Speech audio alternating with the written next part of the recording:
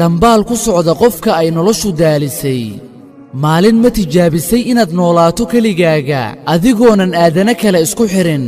ma tijaabisay maalin inaadan muhiimad siinin dadka hadalladooda weliba kuwa wax magaratada ah oo aanan ogayn waxa gudahaaga ahaaday balse keliya kaga qiyaas qaadanaya qofnimadaadoo idil duruufaha markaasi kula deriska ah iyo kuwo kaloo kaa aaminsan fikrad xun inaadan kuwaasi oo idil muhiimad siinin ma tijaabisay noloshaasi weligaa taasi oo lagu dareemayo degganaan iyo farxad haddii aadan horay u tijaabin aniga ayaa maanta ku odhanaya tijaabi sidoo kale noloshaada u samayso waxyaabo caado u ah oo wanaagsan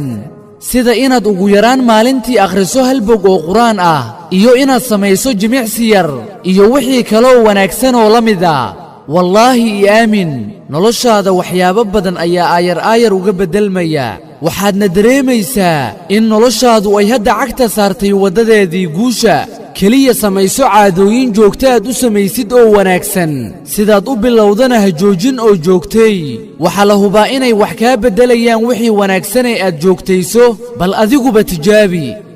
midka kaa tegey ku dheh kulan dambe kan kaa sheegay wax xun ku dheh mahadsanid oo iska daaha ku daysane midka iska kaa jaahilsiiyey hal mar cimrigaagoo idil iska jaahilsii adigana haddii uusan qaladkiisa garan haddii uusan qiimahaaga garan